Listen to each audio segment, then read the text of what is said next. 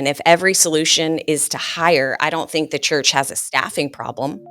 I actually think they probably have a discipleship problem. Growth pressure, staffing questions, facility decisions, and the emotional weight of leading teams. That's the world executive pastors are navigating right now. Today on the unSeminary podcast, we're sitting down with an executive pastor from a prevailing church to unpack what leaders like you shared in the National Executive Pastor Survey, so you can lead forward with clarity. Hey friends, welcome to the unSeminary podcast. So glad that you have decided to tune in. We are in the middle of these special episodes. I've been loving these around really responding to your survey. We did a National Executive Pastor Survey. It's the largest survey I can say that I'm aware of this, where we get out and talk to executive pastors across the country and really ask them, how's it going in their church? What are they feeling? What are they learning? To really take a litmus test of where things are at. And then what we're doing is pulling in some incredible leaders to help you wrestle through with some of the findings. And I'm excited, privileged really to have Shayla McCormick with us today. She's with an incredible church called Coastal Community Church, a multi-site church with, if I'm counting correctly, 3 locations in Florida. It was started in September 2009, not that long ago. And they've repeatedly been one of the fastest growing churches in the country. She serves with her husband at this church. And this is an incredible church. You should be following along with Shayla and with the church. Welcome to the show. So glad you're here. Thank you so much, Rich. I'm glad to be back and excited just to, share with everybody just some insights and things that I've learned along the way too. Nice. This is, super fun to have you on again. And you should go back and listen to episode that Shayla was on. Was one of our best of last year. Super helpful. So you're going to want to lean in on that. Now, when I saw some of the results from the survey, friends, I'm letting you behind the curtain. We looked at a couple different, things, and I sent them out to these friends and I said, hey, you pick whichever one you want. And I was really hoping that you would pick this one because I really think that you've got just so much to offer to this. So I'm going to unpack this a little bit. So One of the questions we asked was, there's all these different roles that people are hiring. And for years, in fact, I actually thought about maybe not doing this question this year because basically the order is pretty similar that people come back every year. But what we've seen from 2023 to 2024 is that particularly support roles, this idea of support roles, that churches are out looking for those, has grown significantly, 12 percentage points in those 3 years. Other roles like next gen remain consistently at the top. Outreach ranks the lowest at like 9 to 12%. Which breaks my heart as a formal outreach pastor. I was like, people are not thinking about those things. So today what I want to do is unpack this idea around who are we hiring for? What difference does it make? We know as an executive pastor listening in, I know that many of you are kicking off this year thinking about, who should we be hiring? What should that look like? And really this tension that we all face with being understaffed and overstaffed, how does all that work together? So I'm really looking forward to having your input on it. Why do you think churches continue to hire for essentially the same roles as we see year in, year out? Shayla, why do we see that even as ministry changes? It's like we find ourselves having the same conversation. Where are the kids ministry people? Where are the support roles people? Why do we find ourselves in these same conversations? Yeah, honestly, I think a lot of times as church leaders, like we repeat roles because we haven't really honestly just kind of stopped long enough to really go, what does this season actually require? I think a lot of times what we do is we hire to almost relieve pressure, but not really build capacity. And so I think we repeat roles because like kids ministry, right? That's always a place where you have growth, you have kids, you have to staff a lot of volunteers. It's a lot of administrative work. And, sometimes I think we can tend to go, hey, I want to relieve pressure on this. And so we end up trying to put somebody in a seat and then we end up over hiring. And a lot of us hire when it hurts, right? When, attendance is growing, volunteers are tired, systems are breaking, a leader is overwhelmed. And we end up, I think, making these desperation hires rather than hiring to actually build capacity. That's good. That's so good. That we can continue to grow. And so I think a lot of times our mindset kind of subtly shifts from, Ephesians 4, right? You equip the Mhm. saints for the work Mhm. of the ministry. And it sometimes our mindset shifts from equipping the saints to almost replacing the staff role or the Mm. saints role with a staff Mhm. member.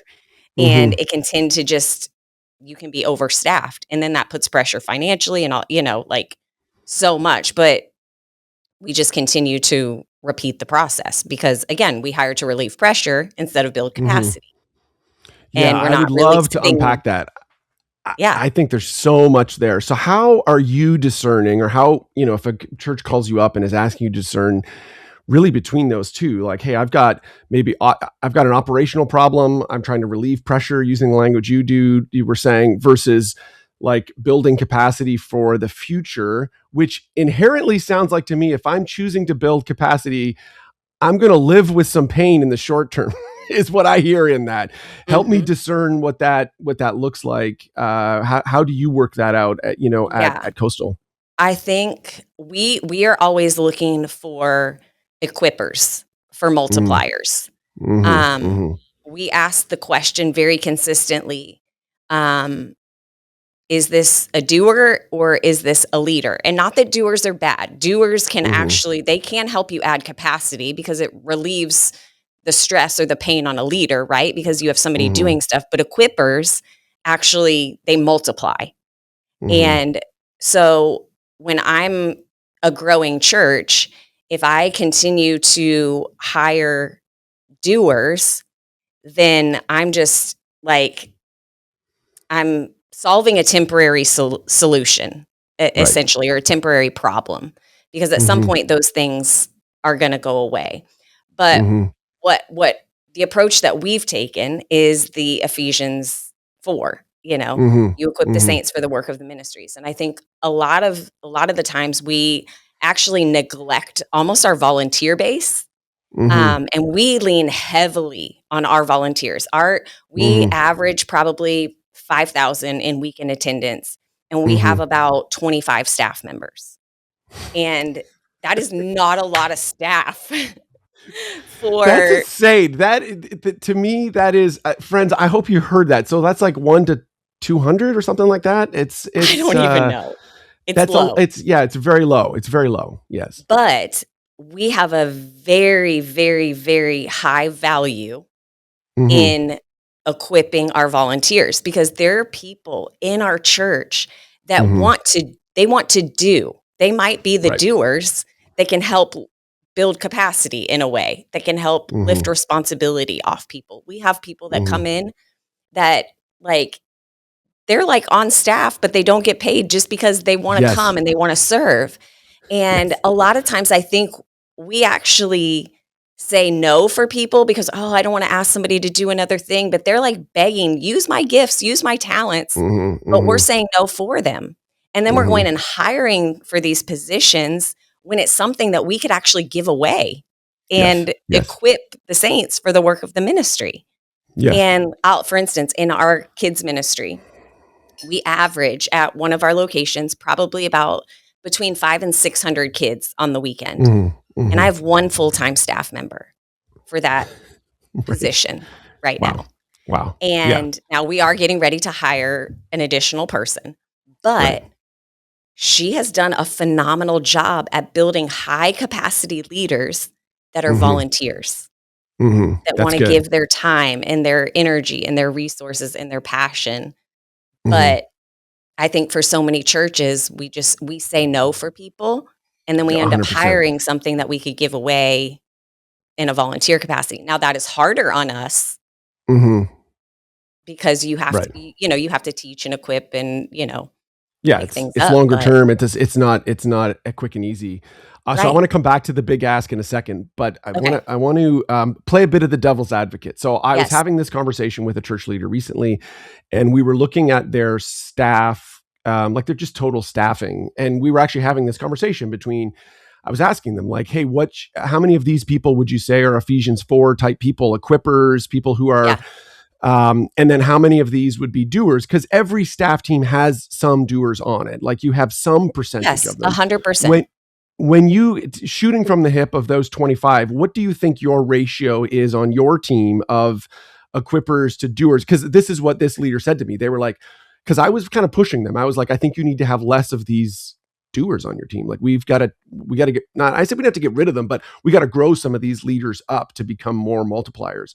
Yep. And they were like, well, but those people, they release my multiplying type people to do the work that they need to do. And I was like, yes, but if we don't watch this ratio very quickly, we'll end up with a bunch of doers on our team. So what would the ratio look like for you on your team? How do you think about those issues? Unpack that for me. Yeah, I would say it's maybe like I would say it's maybe 10% that Right. are Wow. that are Yeah, a couple, 2 or 3, maybe 4 at the most kind of thing. yes, Yeah, exactly. right. That are not the ones that I'm expecting, and even them I expect to go out and multiply as well. It's part of our conversations, but Yeah. it's a very low percentage because for me it goes back to those are things that I can equip other people to do, Yes. that I can give ministry away. And Okay, so yeah, let's talk about the big ask. So okay, I hear this all the time from church leaders across the country, and this is how the conversation goes. They're like, yeah, but you don't know, like people in our part of the country, they're very busy, and like the yeah, people at our church, they're kind of like a big deal, and like they got a lot going on in their life, and like this is true. You guys are in like the greater Fort Lauderdale area. This is you are not like some backwoods, place, and you're doing the big ask. You're saying, hey. You used it, which is you said like, hey, basically we're saying, could you work part-time for us in yeah. this area, have a huge amount of responsibility? How do you keep the big ask in front of people? What's that look like? Unpack that for us. I mean, something that we talk about on our staff very frequently is because it's so natural to say, "Oh, they're too busy," especially high capacity Mm-hmm. people.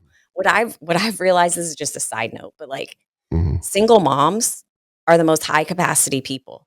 They are the busiest people juggling the most Mm-hmm. things, but they're our best people to come in and serve and Right. do and all of that, but they're busy. And so Right. just because someone it seems busy or successful or, whatever barrier that you Mm-hmm. put in your brain, like Mm-hmm.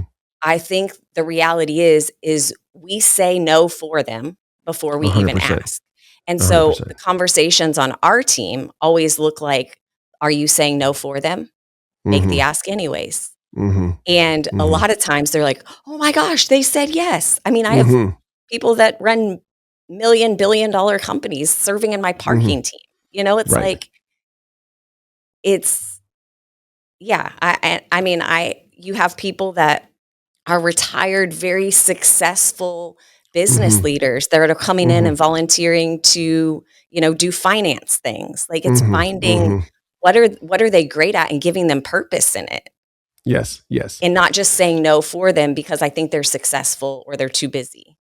How much of that is, because I would totally agree, how much of that is like what I hear you saying, it's like a mindset issue for us as leaders. Like, hey, Yes. we can't, even when we ask someone, we can say no before them in the question, right? We can be like, I don't know if you could, well, you're real busy and I'm not sure, blah, blah, blah. And that kind of lets them off the hook before we even, so part of it is a mindset, but then part of it has to be like a structural thing, the way you're structuring the roles. How do those two interact with each other? Ask the question one more time. So part of it is like our mindset, the when we approach people, we're Mhm. asking them in a way that, is casting vision for like, hey, this is a huge opportunity to push the Mhm. kingdom forward. But then also a part of it, I would assume, is like the way we're structuring the roles so that it feels like, no, like we're kind of, it is a big ask. Like it's like we're giving them enough responsibility and all that sort of thing. How do those interact with each other when you're asking someone, when you're making a big ask like that? I mean, I think most of what I'm referring to is a little bit more in the doer space or the operational Yep. space. So it's Yep. Okay, structuring good. things Yep. based on almost task or, Mm-hmm. responsibility that can be repeated consistently and come in and just, like get it done so that I don't have to, again, go back to hiring somebody to do these tasks to take this off of this staff member's plate to increase their capacity. I'm basically Mm, giving those tasks and responsibilities to a volunteer. And I mhm, think a lot of times what's scary to me is people, churches, their first response to a problem in every situation is to hire. Yeah. And Right. I think if that's your first response, you're going to get in big Yeah. trouble. Yep.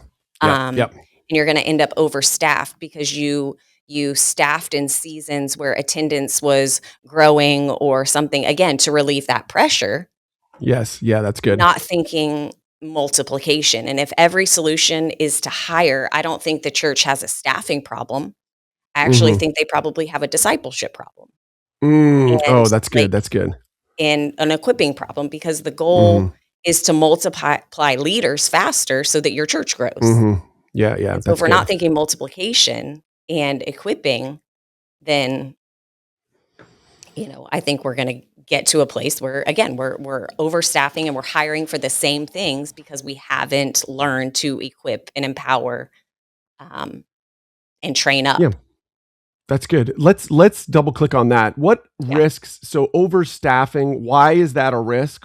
There's obviously a financial risk there. Are there other risks that you see there that emerge when a church consistently staffs for doers or execution rather than, invest in, equipping and raising up, their people in their church?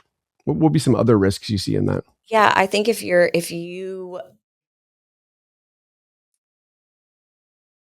I'm trying to figure out how to frame this. Yes. If you're not thinking multiplication, Mm-hmm. you're gonna hit a point in your church where Mm-hmm. like everything isn't always up and to the right. Right. Yes. True. And so it's not that I'm planning for failure or the difficulty, but I'm also trying to steward Mm-hmm. um, what has been entrusted to me. And some of that requires foresight and wisdom, Yep. even in my planning and my budgeting. And so if Mhm, one mhm, season I'm staffing something in growth, the next season might not look the same. mhm. And because I haven't diligently given, again, Ephesians 4, given ministry away, my role, pastor's roles, is to equip the saints for the work of the ministry. And if Yep. I haven't done those things properly, then I think I'm going to hit a season where then I'm letting staff go. Right. And, or honestly, culture has become lazy because everybody Mhm, doesn't have enough to do. And so mhm. there's tensions and frustrations and, like and you start to get a culture, I think, where you say, well, we'll just hire for that. We'll just hire for Mhm, that. We'll just mhm. hire for that. Instead of, okay, who's next? Are you always developing? Like, what Mhm. volunteer have you asked to do that? Have you given ministry away? And start asking our staff questions. If they're coming to you and saying, "Hey, I need this role and I need this role and I need this role," the question back should be, "Well, who have you been developing? Right. You know, what ministry have you given away?" Mhm. Some of those things that just kind of push back on the solution is not always to hire somebody, Right. but what responsibility have you taken in development of people? Yep. Yeah, that's good. In the kids ministry area, you had meant references earlier. A campus with 500 kids and one staff, which again I know there's lots of executive pastors that are listening in that are like, "What? That's crazy!" But you have decided to add a staff member there. What was it that kind of clicked over to say, okay, yeah, we are going to add someone, and what is that role that you're adding, and how do you continue to ensure that that we keep this focus as we look to the future? Mhm. For us, my kids pastor is obviously very high capacity, and she Hmm. is a multiplier. Hmm. And her greatest use of her time for Hmm. me is connecting with those families, is creating opportunities for them to connect. And hiring another person is going to free her up to connect more with families on the Hmm. weekends and to spend Hmm. more of her time being strategic. And so she needs to duplicate another her on the weekends that can make sure they're facilitating volunteers and they're making sure people are encouraged and that teams are built and that people are showing up and schedules are being done. And it's high people, but it's also task and responsibility that comes off of her plate that frees her up to do the thing that she's great at. And Yeah, that's obviously she's fantastic. given all that stuff away in this season, but now Mhm. we're also using that as a developmental role to Mhm. potentially be a kids director at another location when we launch a Right. location. Yeah, So, there will be more, hopefully more coastal locations in the future, and you need yes. to, raise those people up now. You have the ability to do that. This is one Yep. way, Right. to do that as well. So put yourself in say a friend calls, executive pastor calls, and we're in this kind of this topic. They feel like, man, my team is perpetually stretched. We added a bunch of staff last year, and it just didn't help. It's like sure, we're starting out the new year here and our head count is up, but people are as tired, they're as burnt out as they've ever been. And Yeah. it feels disproportionate. It feels like, oh man, like these things are not getting better. What are they missing? How would you coach them? Maybe some first steps that you would kind of help them to think about what they should be doing on this front. So I think maybe first and foremost, I might ask what what work are you doing that really God never asked you to do? First of all, Mm. I think Hmm. we add a lot of things that aren't probably the best use of people's times. And so, where have we Mm. added things that we didn't need to add that aren't adding value Oh, that that's can, good. number one, lift something off of our team that maybe they don't just, doesn't add value. And so That's that would good. probably be one of the first places I would start was like, what are you working on that God hasn't asked you to do? Yeah, Um, what can we streamline? What do we need to pull back? Yeah, yeah. Hmm, exactly. And that's then good. um, secondarily, I think I would really focus on leaning into, and this is what we've done in many seasons, is we've leaned into two things. Number one is starting to ask our team, like, hey, who's around you that you're developing? I need you to pick three people, and Mm, just start pouring into them. I know this isn't a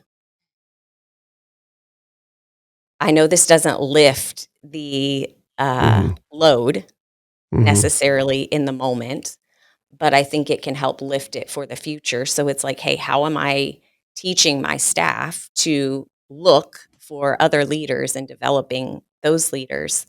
Um, and the other question just went away from my mind.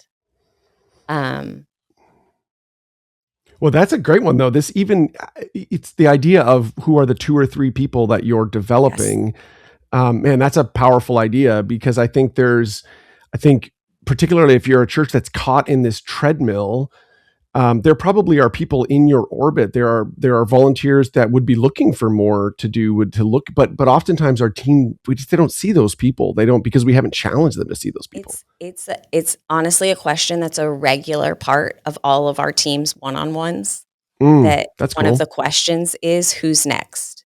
Like you Hmm. should always be replacing yourself. Yeah, yeah. And Who's that next? is Yeah, just that's a good. continual pipeline of people, and it's teaching them to see other people and develop people. And they know that when I come to this meeting with my leader, I need to be telling them what I did, who I'm investing in, Hmm. what that looks Hmm. like, so that there's like a pipeline of leadership. And I even like with my own assistant, I'll say this. She's like, Shayla, how do I do that? It's like she's right, a doer, she's my Hmm. assistant. Hmm.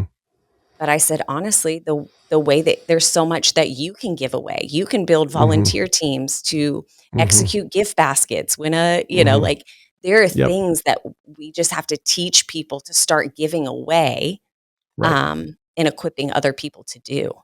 Yeah, And that's so I good. think it's why I don't use like being a large church with a small staff as like a bragging thing because I don't think that that's necessarily healthy long term. But Yes. I think that it's very strategic in how we have built a volunteer culture that is very high capacity and shows up and gets it done because we simply just haven't said no. And we've Yep. always looked for somebody else to come up underneath us. Yeah, that's good. I know for me in seasons when I led in fast growing churches that were deemed as some of the fastest growing churches in the country, I would say to my, now I sat in a different seat than you were because I was never like a founding team member. Well, that's not actually true. That's not actually not true. I was in one church, but I always tried to hold my role with open hands, even with my team. I would say, listen, the people that I don't want to get in the way of the mission is bigger than my job and my role. Yes. And there might come a season when the ministry will outpace me and I need to be willing to step aside. And that, whenever I said that, there was always like, it freaked people out a little bit. They were like, oh my goodness, what are you saying? What are you saying? But I do think that those people that got us here may not necessarily be those people that will get us there. I'd love to hear your thoughts on that. And this does not apply to any of the 25 people currently employed at Coastal Church, but help us understand. We've had this conversation with all of them. Oh, good. So Okay, good. Okay, good. I didn't want to, have people listen to it at your church and be like, oh my goodness, but help me understand how you think about that as a leader, because I think that's a real dynamic in this area. Yeah, there's two things, two almost analogies that I'll give you. One was when we were a smaller church, we were a growing church, we were a church plant, and somebody gave us some great advice. And they said, listen, the people you start with are not going to be the people you finish with. And that's not a bad thing. That happens. And they said, when you are building something, there's a phase of that building that requires scaffolding.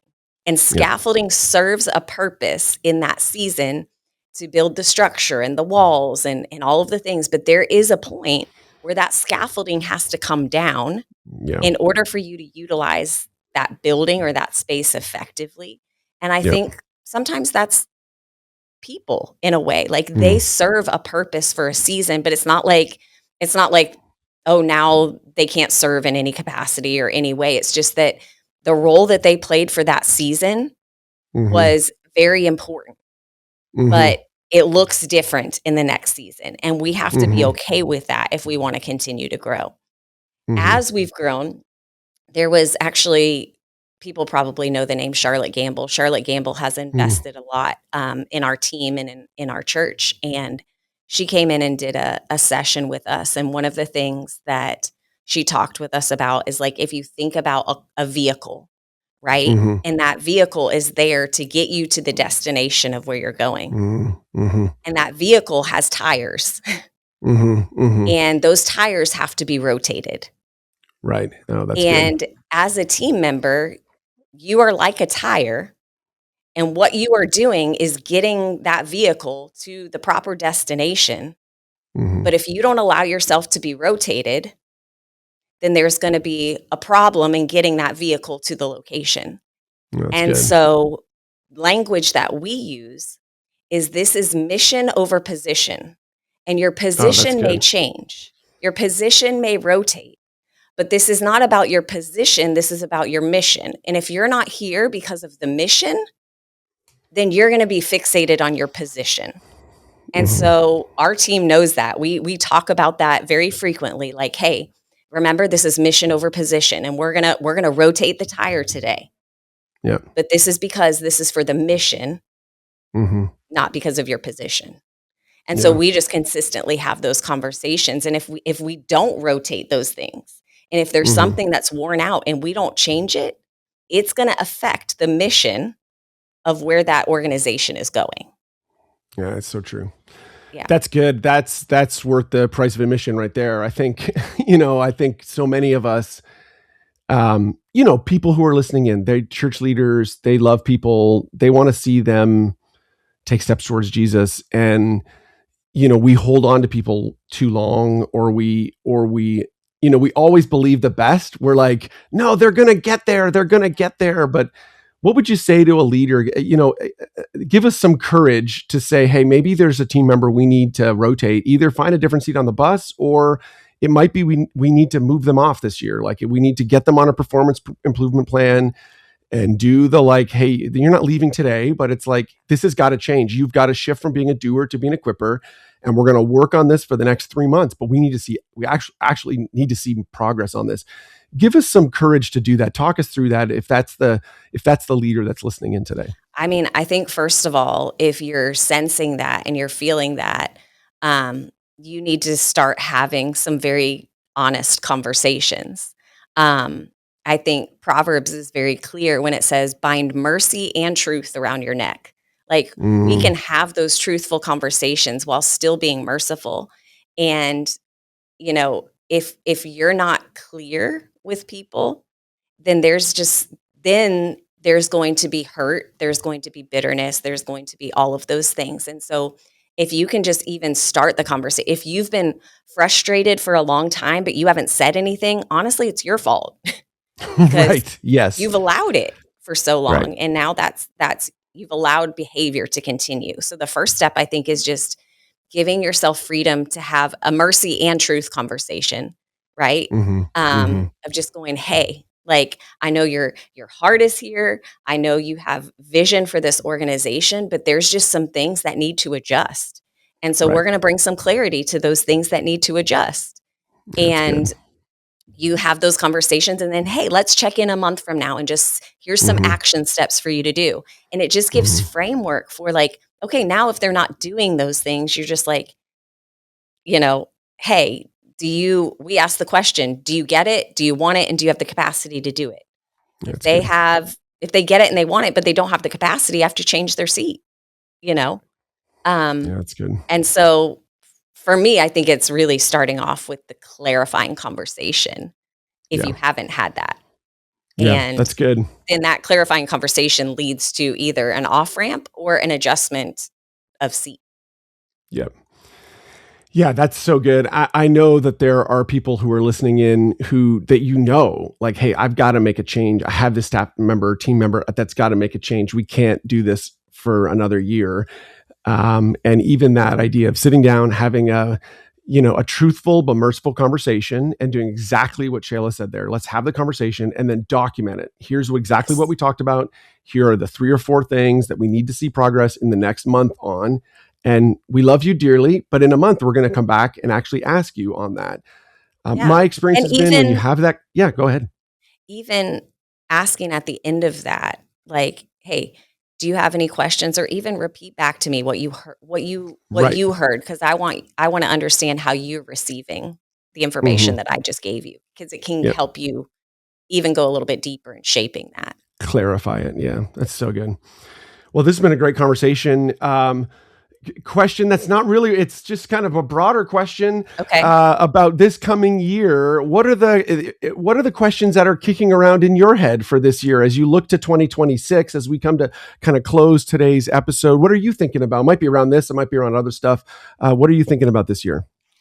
Ooh, I was actually talking to my husband about this. We're getting ready to go into a leadership team meeting, and the thing that's just been sitting in my head, and this is so probably counterintuitive to large church, but it's how can I grow smaller? That's good. And so I'm just trying to think, how can we be more intentional as we grow to make a large church feel small? And then I'm also thinking, are we building a church that can grow without us? So how, is it only because of us that things are happening, or how are we, again, equipping people that if we weren't here, it would continue on?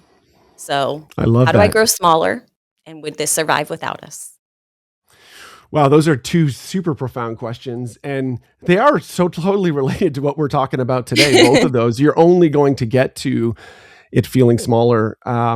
That is the great irony of a growing church. I've said that to many. I wasn't as eloquent as you were there, but one of the interesting kind of tensions is when you become a church of 5,000, 10,000, 15,000, you get around those circles. Those churches are asking how do we be more intimate? How do we, so we figured out how to gather crowds, but how do we go beyond that, right? How do we now, really drive into deeper, more intimate conversations? I love that. Systems just complicate things. So it's like, how do you How do you simplify? Yeah, it's so good. Well, this has been super helpful today. I really appreciate your leadership and all that you're doing and how you helped us today. And if people want to track with you or with the church, where do we want to send them online? Yeah, they can follow our church on Instagram. It's at Coastal Church, or visit our website, coastalcommunity.tv. I'm not super active on Instagram, but you can follow me if you want to, at Shayla McCormick. That's great. Shayla, I really appreciate you being here today, and thanks so much for helping us out as we kick off 2026. Of course. Thanks so much, Rich.